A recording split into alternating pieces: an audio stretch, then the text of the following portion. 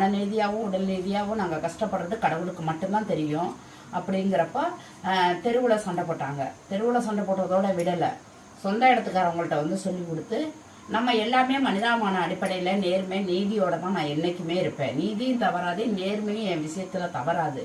அப்படி இருக்கிறப்ப சரி, சொந்த இடத்துக்காரவங்க ஏதோ ஒரு வார்த்தை ஏதோ பேச வேண்டியதான், ஏதோ ஒரு வார்த்தை பேச வேண்டியதான். என்ன இப்படி பண்ணுறீங்க, இங்கே ஏதோ ஒரு வார்த்தை சொல்லிட்டு போனால் கூட மனசாரி போயிடும். ஒரு பெண்ணை எந்த அளவுக்கு பேசக்கூடாதோ அந்த அளவுக்கு பேசிட்டு, அவங்க அந்த ஆளை பெற்றதும் பொண்ணு தான், அந்த ஆள் குடும்பம் பண்ணுறதும் பொம்பளை தான், அந்த ஆள் பெத்த பிள்ளையும் பொண்ணு தான், அந்த ஆளோட பிறந்த அக்கா தங்கச்சும் பொண்ணு தான். இதை எல்லாத்தையும் மறந்துட்டு எங்களை பேசின பேச்சு கடவுள் கூட மன்னிக்க மாட்டாரு, அந்த ஈஸ்வரன் கூட மன்னிக்க மாட்டாரு. கண்டிப்பாக நாங்கள் வயிறறிஞ்சு நாங்கள் தான் இருக்கோம், ஒன்றும் பிரச்சனை இல்லை, வயிறறிஞ்சு இருக்கிறோம். இது வந்து எப்படி சொல்கிறது, இதை எப்படி வீடியோவில் போடுறது அப்படிங்கிறது நாங்கள் முடிவு எடுக்கலை. நாங்கள் அதிகாரிகளுக்கெல்லாம் அனுப்பியிருக்கிறோம், அப்பயே பச்சையாகவே அனுப்பிட்டோம். பார்த்து இதுக்குள்ள முடிவை தெரியட்டும் அப்படின்னு இருக்கோம்.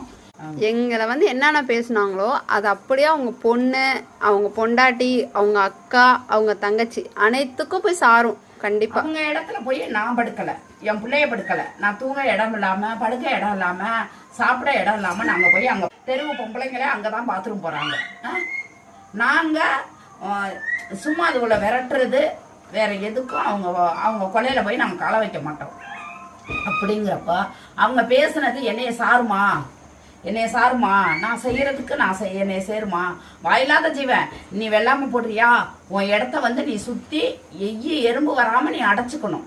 நீ சுத்தி அடைச்சி ஒரு எறும்பு கூட போகாத அளவுக்கு நீ அடைச்சி நீ பண்ணியிருந்தீன்னா எங்க பிள்ளைங்கள நீ எங்களை பேசுறது நியாயம். நீ எதுவுமே செய்யாம சுத்தி ஓப்பனு, எதுவுமே எல்லாரும் இதுல தான் போறாங்க, எல்லாரும் இதுல தான் வர்றாங்க, எல்லாருக்கும் பாதை அதுதான். பாத்ரூம் போகிறவங்கலாம் மனிதர்கள்லாம் பாத்ரூம் இங்கே தான் போகிறாங்க. அதெல்லாம் விட்டுட்டு எங்களை வந்து இந்த டாக்குவோ போனதுக்கு அவ்வளோ பேச்சு.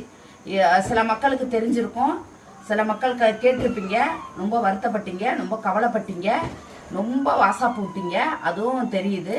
அதனால் நான் வயசானவங்கெல்லாம் ஃபாரின்லேருந்து வயசானவங்களாம் வாசாப்பு அப்படி வேதனைப்பட்டு 80 வயசு அம்மா, 70 வயசு அம்மா, 60 வயசு அம்மா எல்லாருமே இதை கேட்டுட்டு ரொம்ப காது கொடுத்து கேட்க முடியல அப்படின்னு பேசியிருந்தாங்க. அதனால் நம்ம வந்து என்ன செய்யணும், எப்படி செய்யணும், இதுக்கான அங்கீகாரம் எப்படி வேணும்னாக்கா நான் ரெஜிஸ்டர் பண்ணிட்டேன். 400